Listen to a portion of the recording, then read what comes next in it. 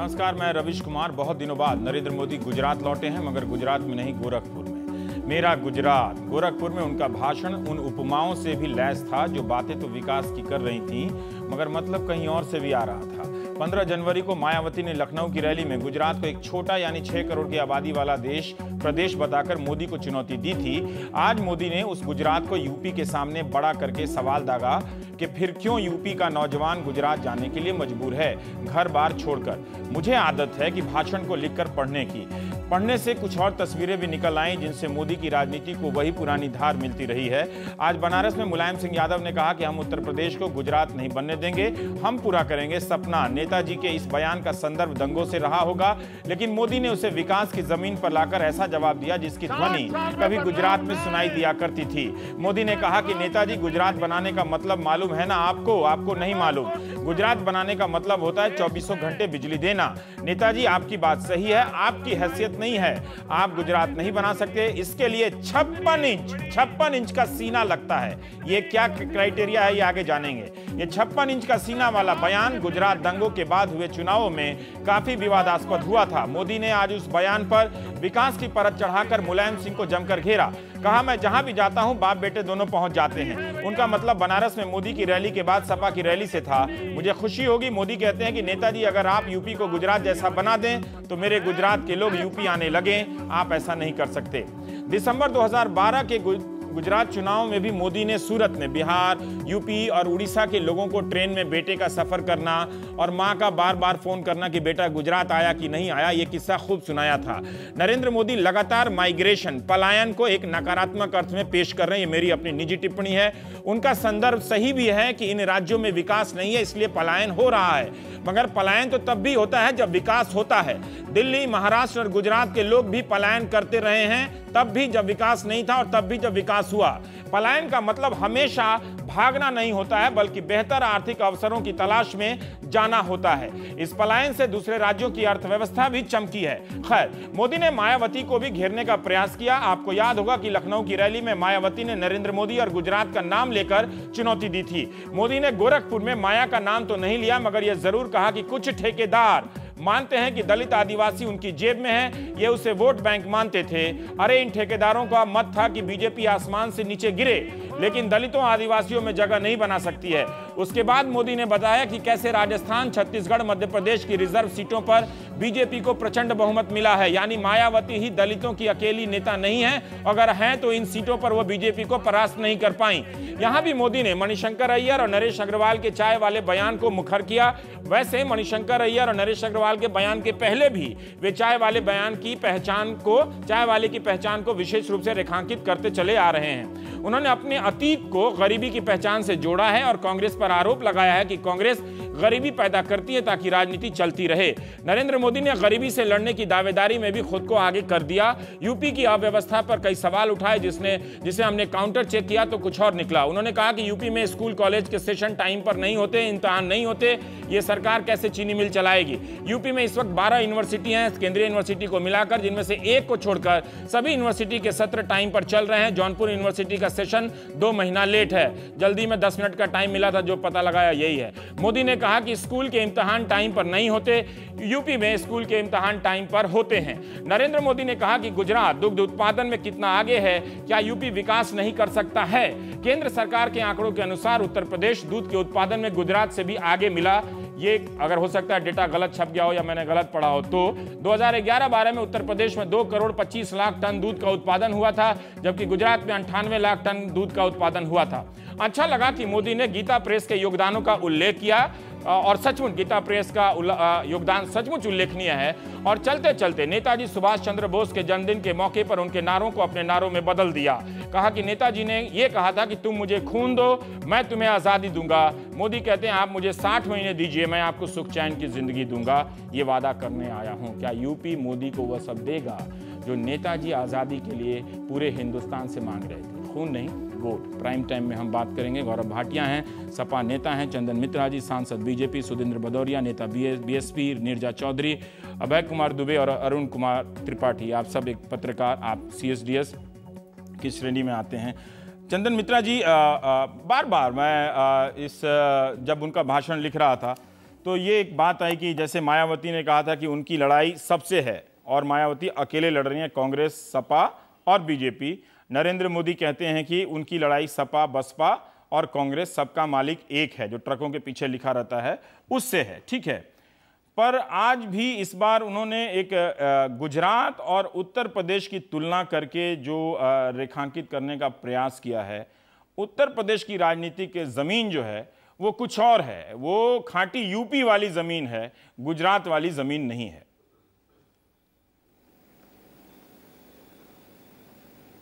तो आपका सवाल क्या है, मैं समझ नहीं पाया। जी, सवाल मैं ये कह रहा था कि ये गुजरात के विकास के पैमाने को लेकर ये मॉडल तब भी था जब आप विधानसभा चुनाव में यूपी में लड़ रहे थे, ये मॉडल तब भी था जब 2009 में आप चुनाव लड़ रहे थे। इस बार ऐसा क्या आपको पे करने जा रहा है कि गुजरात, आपको ऐसा लगता है कि उत्तर प्रदेश की तमाम राजनीतिक अंतर्विरोध और हकीकत को दरकिनार करके एक ऐसा मॉडल आपको ला रहा है यूपी में जिससे लोग मोदी के समर्थन में आएंगे? देखिए, मॉडल लाने की बात और है, अब देश को एक नया दिशा देने की बात है और नरेंद्र मोदी जी यही बात बार बार दोहरा रहे हैं। उनके हर एक रैली, हर एक मीटिंग, भाषण में वो ये कहते रहे हैं कि देश को आगे ले जाना है, देश को एक नई दिशा देने का है। नई सोच, नई दिशा। और इसमें गुजरात में उनका जो अनुभव है और जिस अनुभव के कारण उन्होंने गुजरात को अब कहां से कहां ले गए हैं, तो एक उदाहरण उनका अनुभव है व्यक्तिगत, तो ये तो सामने लाएंगे, ये उनका हक है और लोगों को ये सुनना भी अच्छा लगता है। अब हाँ, मैं बिल्कुल मानता हूँ उत्तर प्रदेश और गुजरात अलग है। उत्तर प्रदेश बहुत ही पिछड़ा राज्य है, उत्तर प्रदेश में आबादी बहुत ज्यादा है, उत्तर प्रदेश में जात पात, धर्म, हर एक चीज में तनाव ज्यादा है। तो समस्याएं तो है, हर राज्य की समस्याएं अलग अलग है, हर क्षेत्र की समस्याएं अलग अलग है, लेकिन नरेंद्र मोदी जी के ऊपर लोगों का आस्था है, समझते हैं। गुजरात में ही नहीं, वो पूरे देश के लिए सोच रहे हैं। वो जात पात से ऊपर उठकर एक संदेश दे रहे हैं और उनके सफलता के आधार पर उनको एक बार मौका देना चाहिए। चंदन सर, मेरा सवाल एक और आपसे और है कि ये एक आलोचना हुई थी कि नरेंद्र मोदी अब देश के प्रधानमंत्री के उम्मीदवार हैं बीजेपी की तरफ से। महाराष्ट्र की शिवसेना सहयोगी ने, राज ठाकरे ने, इन सब लोगों ने आपसे कहा था उनसे कि वो बार बार मेरा गुजरात क्यों करते हैं। वो अब वो पूरे देश की बात करें तो यहाँ जाकर, हालांकि झांसी में भी उन्होंने एक उदाहरण दिया था कि वो कुछ कंपनियों से बात कर रहे हैं कि यूपी के लोगों को कैसे एक ही 6 महीने में काम करा लिया जाए और 6 महीने की छुट्टी दे दी जाए। ये आइडिया अरविंद केजरीवाल का वैसे नहीं है, लेकिन मोदी जी का है कि वो ऐसी व्यवस्था होगी तब तो मैं भी गुजरात में काम करूंगा। लेकिन फिर भी मेरा गुजरात ये जो ध्वनि है, काफी लोग आ जाएंगे रफीश जी आपके साथ। जी चंदन जी, ये मेरा गुजरात इन आलोचनाओं के संदर्भ में जब वो यूपी में कह रहे हैं, सही नहीं है जी। ये सही नहीं है। आज उनका भाषण मैंने सुना और मैं गुजरात की बात, उन्होंने 2-3 मुद्दों पर उन्होंने गुजरात की बात की और कहा कि ये गुजरात में अगर हो सकता है तो यूपी में क्यों नहीं हो सकता। ये क्यों नहीं सकता, इसका जवाब भी उन्होंने खुद दिया कि ये जो उन्होंने बस का उदाहरण दिया कि ये लोग सत्ता में रहे हैं और यूपी का बेड़ा गर्क कर रखा है और इसको यहाँ से यूपी को ऊपर उठाना है। यूपी में वो ताकत है, वो शक्ति है, वो ऊर्जा है कि जिससे यूपी गुजरात से बहुत आगे बढ़ सकता है। तो ये बात सही नहीं है कि उन्होंने मेरा गुजरात, मैंने गुजरात के लिए ये किया, वो किया, ऐसा बोला है। 56 इंच का सीना चाहिए, मतलब ये क्या क्राइटेरिया अर्थशास्त्री होने में और प्रशासनिक क्षमता रखने में? बात रवि जी, एक छोटी सी बात कि अभी बीजेपी के राष्ट्रीय परिषद और कार्यकारिणी में उनका भाषण आपने सुना हो, तो उसमें उसने एक पूरा रोड मैप देश के लिए बनाया और बताया कि ये उनको करना है। और साथ साथ आज उन्होंने गुजरात का जो उदाहरण दिया उसमें भी उन्होंने बिजली, पानी और कानून व्यवस्था की बात है। ठीक है, पर ये सर 56 इंच वाली जो बात उन्होंने कही है, एक मेरा अपना विश्लेषण था कि मुलायम सिंह ने कहा कि हम यूपी को गुजरात नहीं बनने देंगे। नरेंद्र मोदी ने कहा कि आप वो विकास वाले गुजरात की बात करने लगे कि आप ये कर भी नहीं सकते, 24 घंटा बिजली पहुंचानी होगी गुजरात बनाने के लिए, ये उद्योग और वगैरह वगैरह। और उसमें वो कहते हैं कि इसके लिए 56 इंच का सीना चाहिए। अब ये जो बयान है 56 इंच का सीना, मतलब ये अर्थशास्त्री होने के लिए निश्चित रूप से किसी हार्वर्ड में क्राइटेरिया नहीं होगा, लेकिन एक नेता अपनी तरह से उदाहरणों से बात करता है, मोदी ही नहीं हर कोई बात करता है, ये ऐसा उन्होंने क्यों किया? फिर ये 56 इंच का सीना क्यों चाहिए? जी बिल्कुल, क्योंकि वो कहना चाह रहे थे और मैं समझता हूं कि एकदम स्पष्ट है। हाँ। ये बात, कोई सवाल इससे पैदा होता ही नहीं है। हाँ। उनका कहना था कि इनमें हिम्मत नहीं है, इनमें आइडिया नहीं है, जो अभी यूपी के शासक हैं और पहले शासक रहे हैं, और सारी चीजें एकदम हाथ में लेके to catch the bull by the horns, जैसे हिंदी में इंग्लिश में कहते हैं, वैसा करके यूपी का कायाकल्प करने के लिए जो हिम्मत और ताकत चाहिए वो यूपी के वर्तमान शासक दलों में है नहीं, नेताओं में नहीं है। जी गौरव भाटिया साहब, इस सवाल का आप जवाब दे सकें। आप समाजवादी पार्टी की तरफ से यहाँ मौजूद हैं, आप पार्टी से ताल्लुक़ रखते हैं, पार्टी में हैं। मैं ये जानना चाहता हूँ कि जब वो ये कह रहे हैं कि आपके यहाँ, आपके राज्य में अगर विकास नहीं हुआ, उसी की वजह से वो सारे लोग गुजरात जा रहे हैं, उसी की वजह से वो सारे लोग कहीं और भी जा रहे हैं अपना घर परिवार छोड़कर, कानून व्यवस्था नहीं है। उन्होंने एक बंदूक के लाइसेंस की कतार की स्थिति भी पेश की, जो शायद इटावा में नहीं है। इटावा में भी वैसे मुझे तो पता चला कि वहां भी जब लाइसेंस का खुला इस बार तो काफी लोग पहुंच गए थे, पर ये एक हालात तो है। हाँ जी रवीश जी, मैं सबसे पहले शुरुआत करूंगा उनके ही द्वारा कहे गए शब्दों से कि 56 इंच का सीना नहीं है। एक नेता का सीना चाहे 56 का हो या 36 इंच का हो, ये मायने नहीं रखता, लेकिन उसका दिल बड़ा होना चाहिए, उदार होना चाहिए। गोधरा के जो दिल का कोई साइज नहीं होता, ये भी आज भी उस पे सवाल उठाए जा रहे हैं, और आज तक इन्होंने अपनी जिम्मेदारी लेते हुए माफी नहीं मांगी है। ये एक बहुत बड़ा प्रश्न चिन्ह है। पर वो कहेंगे कि सुप्रीम कोर्ट ने उनको क्लीन चिट दिया है। अब जिम्मेदार नहीं है तो जिम्मेदारी कैसे मान ले? उसके बाद मैं दूसरी बात ये कहना चाहूंगा, उन्होंने कहा कि उत्तर प्रदेश की जनता को 60 महीने देने चाहिए भाजपा को और वो पूरा प्रदेश बदल देंगे। मैं समाजवादी पार्टी की सरकार ने जो 2 साल में प्रगति की रास्ता दिखाया है और कार्य किए, उस पर अभी आऊंगा और चर्चा करूंगा, लेकिन मैं ये याद दिलाना चाहता हूं, एक ही बात बता दीजिए, नरेंद्र मोदी जी को भी अमूल डेयरी जैसी चीजें आपने खोली, बता दीजिए। लेकिन नरेंद्र मोदी ने कहा है कि क्या उत्तर प्रदेश में अमूल डेयरी जैसा प्लांट नहीं लग सकता, यही बता दीजिए।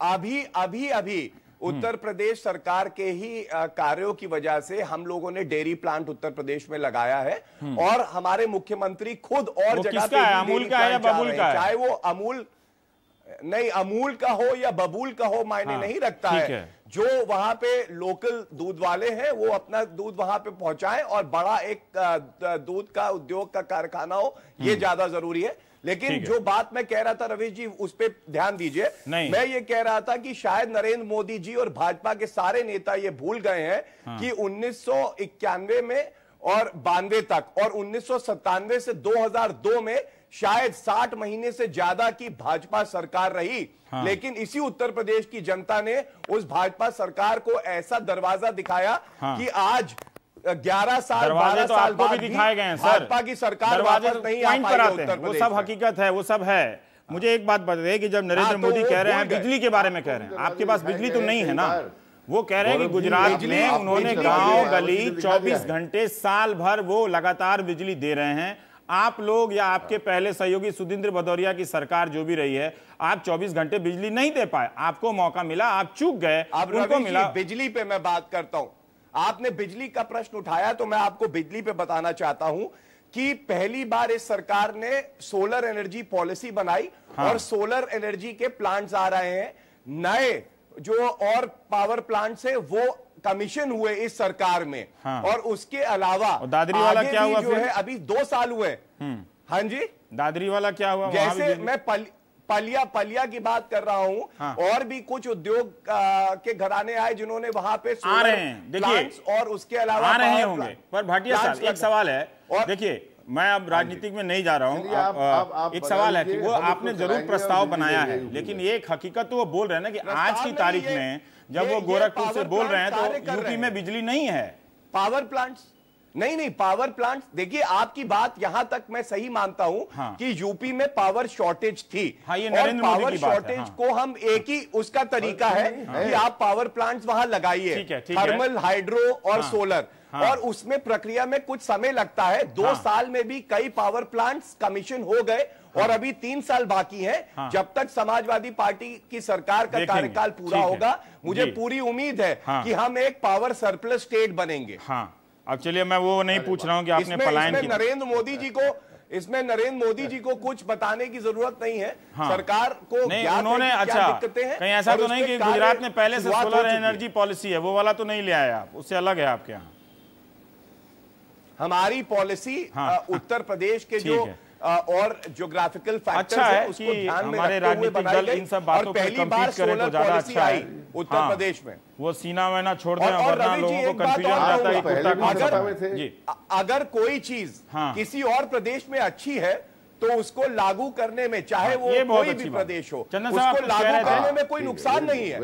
जरूरी ये है कि वो चीज लागू हो, ये ज्यादा जरूरी है। इसीलिए मैं दिखाना चाह रहा था कि समाजवादी पार्टी सरकार ने जो प्रगति का रास्ता लिया है और अपने वादे मैनिफेस्टो के पूरे किए हैं, वो ज्यादा जरूरी है। ठीक है चंदन साहब। नहीं, मैं कह रहा था कि देखिए, मुलायम सिंह जी तो पहले भी मुख्यमंत्री बने हैं, मुख्यमंत्री रहे हैं, फिर वो जनता ने उनको रिजेक्ट भी किया हुआ है। इस बार मायावती जी ने उनको दरवाजा दिखा दिया, एक बार पहले दरवाजा दिखा दिया था, इस बार दरवाजा खोल दिया है।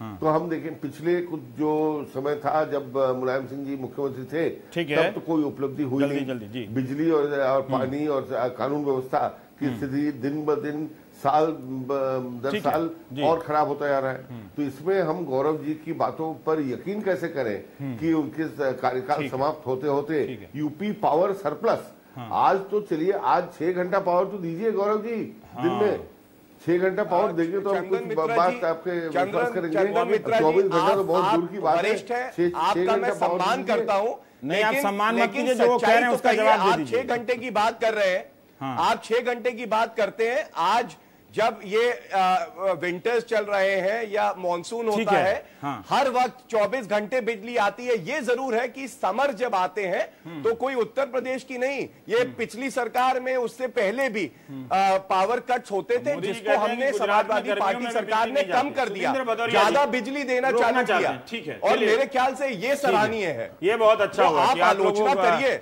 लेकिन जिम्मेदारी से आलोचना करिए। ठीक है, नहीं वो सही तथ्यों पे आलोचना करिए। सुधींद्र भदौरिया जी, उन्होंने कहा कि ये कुछ ठेकेदार हैं जो दलित शोषित को अपना वोट बैंक मानते हैं, और उन्होंने राजस्थान, मध्य प्रदेश, छत्तीसगढ़, जिस तरह से मायावती ने लखनऊ की रैली में नरेंद्र मोदी का नाम लेकर चुनौती दी कि एक छोटा सा प्रदेश का मुख्यमंत्री जो सामाजिक सद्भाव नहीं रख सकता है, वो लोगों को मिला जुला कर नहीं रख सकता है, छोटा छोटा वो बहुत बार कह रही थी। तो उस छोटे से प्रदेश का मुख्यमंत्री बड़े से प्रदेश में आकर मायावती से कह गया है कि आप कितने बड़े नेता बनते हैं, दलितों का समर्थन तो हमारे पास है। राजस्थान में, छत्तीसगढ़ में और मध्य प्रदेश में ज्यादातर सीटें आपको शायद मिली भी ना हो, एक आध अपवाद स्वरूप मिल गई हो तो अलग बात है। तो वो ये चुनौती देकर गए हैं। देखिए, बात उत्तर प्रदेश की हो रही है और मैं उत्तर प्रदेश के संदर्भ में जो इनका भाषण हुआ है, और ये उनका कहना कि उत्तर प्रदेश के लोग बाहर जाके अवसर तलाशते हैं, तो अवसर तलाशने की बात तो गुजरात के लोग भी दुनिया के पता नहीं कौन कौन से देश में जाकर अवसर तलाशते हैं। तो इस बात पर मैं बहस में नहीं पढ़ना चाहता हूं। पर असली 2 बातें जो मोदी ने भी कही और जो मुलायम सिंह और अखिलेश ने बनारस में कही, उन बातों को मैं यहाँ पर रेखांकित करना चाहूंगा। और वो ये बातें हैं कि दोनों ही एक सिक्के के 2 पहलू हैं। एक गुजरात में सांप्रदायिक टकराव पैदा करके राजनीति करते हैं और एक उत्तर प्रदेश के अंदर सांप्रदायिक टकराव पैदा करके, और दोनों ही लोगों को कोई अफसोस नहीं है। एक को मुजफ्फरनगर के लिए कोई अफसोस नहीं है, ना बरेली के लिए, ना प्रतापगढ़ के लिए, ना उत्तर प्रदेश के 100 उन स्थानों के लिए जहां पर सांप्रदायिक दंगे हुए, और ना ही गुजरात के मुख्यमंत्री श्री नरेंद्र मोदी को इस बात का कोई अफसोस है कि गुजरात में जिस तरह का नरसंहार हुआ उससे देश के अंदर एक ऐसा वातावरण पैदा हुआ कि मुझे वो दलित वाले पर बता दीजिए, वो आप समझ गए। आप एक लाइन गोधरा, एक लाइन, एक शब्द मुजफ्फरनगर बोल दीजिए, पब्लिक समझ जाएगी क्या कहना चाहते हैं। उस पर बता दीजिए दलितों के पर उन्होंने जो कहा था। ये चाहता हूँ, एक सेकंड सर, चंदन सर, दोनों लोगों की राजनीति एक है, इन दोनों लोगों की राजनीति एक है। और उन्होंने जो चुनौती दी है कि आप जो ठेकेदार हैं, दलितों को अपना वोट बैंक समझते हैं, असलियत तो बीजेपी ने वहां दिखा दिया है कि वहां भी आप नहीं हैं। अरे वो पता चल जाएगा इनको जब पटकनी लगेगी अब की बार उत्तर प्रदेश के अंदर और पूरे देश में। जो इन्होंने आपको राजस्थान, मध्य प्रदेश और छत्तीसगढ़ में तो बता दिया ना बीजेपी ने। देखिए छत्तीसगढ़ और राजस्थान में हम छत्तीसगढ़ और राजस्थान के अंदर रवि जी आप जानते हैं हमारी जितनी ताकत थी उसके अनुसार वोट हमारा घटता बढ़ता रहता, पर उत्तर प्रदेश के अंदर हम सबसे बड़ी ताकत थे और हम फिर सबसे बड़ी ताकत है, क्योंकि मुलायम सिंह जी के ताकत मत बोलिए, छप्पन इंच और ताकत से बड़ा घबराहट होती है प्रदेश में। कितनी भी कोशिश करे मोदी, कितनी भी कोशिश करे उत्तर प्रदेश में, आप लोग बहुत ताकतवर हैं। जो नरेंद्र मोदी ने आज जो चुनौती दी है भाषण में, एक सपा को घेरा है, एक कांग्रेस को घेरा है और एक बीएसपी को घेरा है। ठीक है, बीएसपी को घेरा। मैं बीएसपी वाले संदर्भ पे बात करना चाहता हूं कि जो मध्य प्रदेश, छत्तीसगढ़ और राजस्थान के हवाले से जो उन्होंने चुनौती दी है कि ये वो राज्य हैं जहां पर दलितों ने और आदिवासियों ने सिर्फ और सिर्फ प्रमुख रूप से बीजेपी को चुना है, तो यूपी में भी वो ऐसा कर देंगे। देखिए, तथ्य ये है कि उत्तर प्रदेश के बाहर बहुजन समाज पार्टी का वोट पिछले चुनावों में और पिछले कुछ सालों में लगातार गिरा है और ये तथ्य बाकायदा विश्लेषण करके प्रकाशित हो चुके हैं। हमारी संस्था यही धंधा करती है और इन तथ्यों से इनकार नहीं किया जा सकता। उनके दिल्ली में भी वोट गिरे हैं, उनके मध्य प्रदेश में भी वोट गिरे हैं, उनके राजस्थान में भी वोट गिरे हैं, ये एक तथ्य है। ठीक है, अब ये बहुजन समाज पार्टी और उनके रणनीतिकारों को सोचना चाहिए कि उत्तर प्रदेश से बाहर उनके वोट क्यों गिर रहे हैं। लेकिन मोदी इसे एक चतुराई से अपनी मौके में बदल रहे हैं ना। मैं उनके लिए चतुराई, लेकिन उत्तर प्रदेश की स्थिति अलग है। इसका मतलब ये नहीं है कि उत्तर प्रदेश में भी दलित मतदाता जो हैं वो बहुजन समाज पार्टी का साथ छोड़ने के लिए तैयार हैं या साथ छोड़ देंगे। मेरी अपनी समझ ये है कि उत्तर प्रदेश में जब 100 दलित वोट गिरते हैं तो उसमें से 70 से लेके 80 तक दलित वोट आज तक बहुजन समाज पार्टी को जाते हैं। उन दलित वोटों के बदले में बहुजन समाज पार्टी समाज के दूसरे तबकों के वोट प्राप्त करती है। ठीक है, वो एक इस तरह का एक्सचेंज मैकेनिज्म है जो टिकट बांटने के जरिए लागू किया जाता है और ये बहुत ही प्रभावी मैकेनिज्म है। ठीक है, अच्छा, इस वक्त मैं कहूंगा नरेंद्र मोदी खुशकिस्मत हैं कि उत्तर प्रदेश में मुद्दतों के बाद, मेरे ख्याल से 15-1 साल के बाद में भारतीय जनता पार्टी कुछ उछाल पर है और उसके कारण हैं जो हम जानते हैं। मुजफ्फरपुर की घटना है, भारतीय जनता पार्टी को उछाल पे है। उसका वो वोट जो कि जिसने उसका साथ छोड़ दिया था, जिसे मैं गैर यादव पिछड़ा वोट कहता हूं, वो उनके साथ वो ऊंची जातियों के साथ में जुड़ने की जुगाड़ कर रहा है, जुड़ने की कोशिश कर रहा है और नरेंद्र मोदी उसको एड्रेस कर रहे हैं और भाजपा का संगठन भी उस समीकरण को संबोधित कर रहा है। तो ये, लेकिन इसका मतलब ये नहीं समझा जाना चाहिए कि मुलायम सिंह जी का जो परंपरागत वोट है वो उनका साथ छोड़ देगा नरेंद्र मोदी की गुजरात वाली अपीलों के जरिए, या मायावती का जो पारंपरिक वोट है वो उसका समझा जाना चाहिए ना कि सबके वोट तो वहीं पर हैं। बीजेपी जो अपना वोट गंवा दी थी वो कुछ बटोर रही है ना, वो बटोर रही है वोट। गेनर कौन है, बटोरने की स्थिति में कौन है? इस वक्त मोदी की वजह से है ना? नहीं, मोदी की वजह से है, मोदी की वजह से ही रही है। मैं बता रहा हूं मोदी खुशकिस्मत हैं क्योंकि हर जगह परिस्थितियां इस तरह की उन्हें मिल रही हैं जिसकी वजह से लोगों ने उनके लिए जमीन छोड़ी हुई है। अरुण जी, मैं ये जानना चाहता हूं, ये जो भाषण है नरेंद्र मोदी का और उत्तर प्रदेश में जो बीजेपी की नजर से अगर हम देखने का प्रयास करें तो जो भी राजनीतिक माहौल उनके लिए जितना भी सकारात्मक हो रहा है, क्या वो काफी है कि उसको और उस प्रक्रिया को बढ़ा देने के लिए, या जिस तरह से उन्होंने ये उदाहरण दिया कि यहाँ पर स्कूल कॉलेज के इम्तहान समय से नहीं होते हैं, फिर वहाँ के बच्चे देखेंगे हम तो मार्च का इम्तहान मार्च में ही देकर आए थे, ये कौन सा कोई और इम्तहान है, जो भी है, इन सब तथ्यात्मक चूकों के अलावा?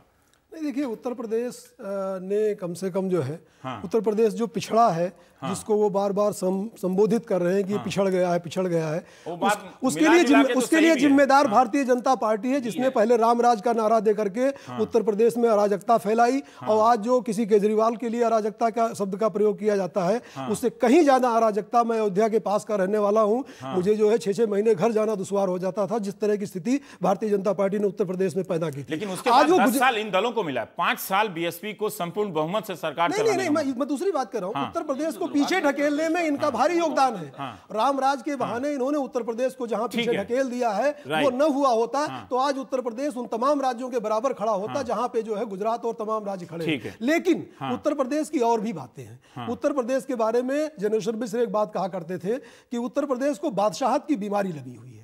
बादशाहत की बीमारी है कि हम प्रधानमंत्री देते हैं और प्रधानमंत्री देके हम संतुष्ट हो जाते हैं, हमको अपनी चिंता नहीं करनी चाहिए। हम पूरे राष्ट्र के राष्ट्रवाद का जो है की संरचना बनाते हैं, उसका निर्माण करते हैं, उसका विमर्श तैयार करते हैं और उसकी राजनीति बनाते हैं। इसलिए हमें बहुत ज्यादा अपनी बादशाहत की राजनीति कर रहा है इस वक्त। यूपी बादशाहत की राजनीति करता रहा है, आज कर रहा है मोदी के लिए। आज भाजपा उस बादशाहत की राजनीति की तलाश कर रही है, लेकिन कर पाएगी मुझे इस बात में संदेह है, क्योंकि गोरखपुर एक पॉइंट और मैं ऐड कर दूं, जिस गोरखपुर में वो भाषण दे रहे थे उस गोरखपुर में उन्होंने गीता प्रेस का जिक्र किया। गीता प्रेस का योगदान है हिंदू धर्म ग्रंथों के प्रकाशन के लिए, लेकिन वो गोरखपुर नाथ पंथियों सिद्ध पंथियों का गढ़ रहा है, जो भारतीय समाज में दलित पिछड़ा उत्थान के लिए जाना जाता है, भारतीय समाज में जातियों की जकड़बंदी को तोड़ने के लिए जाना जाता है। उसका जरा सा भी जिक्र उन्होंने नहीं किया, सिर्फ वोट की राजनीति कर रहे हैं। लेकिन वहां पर वो चूक हो गई, जैसे गलत उदाहरण। अच्छा, आप ये कह रहे थे कि नाथपंथी, गोरक्ष की पीठ से बोल रहा हूं, ये उन्होंने कहा है।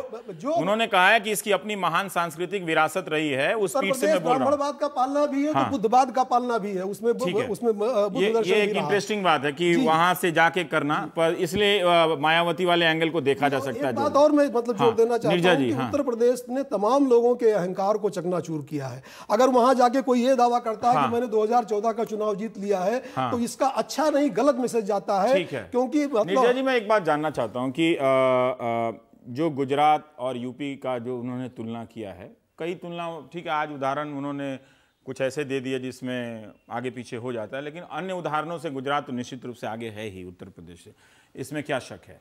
पर ये उदाहरण दे के वहाँ का एक मॉडल यहाँ पर लाकर यहाँ की राजनीति की हकीकत को वो दूर कर पाएंगे क्या? 56 इंच का सीना जब वो बोल रहे हैं तो दरअसल क्या वो विकास वाली बात बोल रहे हैं, या वो जो बोल चुके हैं हम वो सुनने के आदी हो चुके हैं? देखिए, आज जो मुझे स्ट्राइक किया उनकी स्पीच के बारे में और जो रैली थी, एक तो बहुत बड़ी रैली थी ये, दूसरा बहुत रिस्पॉन्सिव था क्राउड, क्योंकि कई बातों में कुर्सियों पे खड़े थे लोग। ये कहा जाता है उनके अपोनेंट्स द्वारा कि 300 लोगों को भेज देते हैं हर रैली में, जो मोदी मोदी करते हैं और फिर सारा क्राउड। वो तो नहीं था निश्चित रूप से। वो क्राउड जैसा कि दिख रहा था, बात बात पे पकड़ के ना, जैसे वो काफी भागीदारी थी उस भीड़ की। ये बहुत इंटरेस्टिंग चीज है रैलीज के बारे। एक डेड क्राउड होता है जो बैठा रहता है, या एक क्राउड होता है जो रिस्पॉन्सिव। ठीक है। और ईस्टर्न यूपी की एक ये रैली थी। मैं एक जिक्र करूंगी कि बम्बई जब मैं जाती हूँ, और हाल में कई बार गई हूँ, वहाँ के टैक्सी ड्राइवर्स यूपी बिहार के कई हैं। बात होती है, एक टैक्सी ड्राइवर से इस बार मेरी बात हुई, यूपी का था। उसने कहा, मैडम इस बार तो हम मोदी को ट्राई करेंगे, सब लोग ये कह रहे हैं। सुना है इन्होंने गुजरात में बहुत अच्छा सुना है। तो गुजरात की जो तुलना, गुजरात का जो मॉडल है, गलत है सही है जैसा भी सुना है, बिल्कुल उसका परसेप्शन जो है ना कि कुछ ये मैंने अपने गांव में भी महसूस किया था। कई लोग कह रहे हैं कि जैसे राजमिस्त्री हैं वो गुजरात जा रहे हैं, कि उन्होंने कहा कि वो मूव कर गया पूना से या दिल्ली से। मैंने पूछा क्यों, तो वहां पे मजदूरी ज्यादा है, फैल गई है। दूसरी बात है आपके तथ्य जो आप कह रहे हैं ना, दूध हुआ कि नहीं, ये ज्यादा मायने नहीं रखते हैं। नहीं, वो गलत है, कुछ थोड़ा उसमें अंश सही होगा। ये तो वो है ना कि 15,000 गुजरातियों को हमने उत्तराखंड से निकाल दिया 2 दिनों में, उस तरह का क्लेम जो हुआ था। तो यहाँ दूध नहीं होता है, यहाँ एग्जाम्स या एजुकेशन इंस्टीट्यूशंस टाइम पे नहीं चल रहे हैं। उसमें जैसे आपने कहा सिर्फ जौनपुर में है, पूरा सही नहीं है, उसमें एक अंश सही है, लेकिन एक रिटोरिकल फ्लरिश जो बोलते हैं ना, उससे इम्पैक्ट तो हो गया। बाद में आप और मैं चैनल में खंडन करते रहिए, वो सारे गोरखपुर वाले हमें थोड़ी सुन रहे हैं इस वक्त। कोई नहीं सुन रहा है। वो तो जिस तरह से आप सही कह रहे हैं, जिस तरह से उनकी भागीदारी थी मोदी की बातों से। आप कुछ कह रहे थे, मुझे ब्रेक लेना पड़ेगा।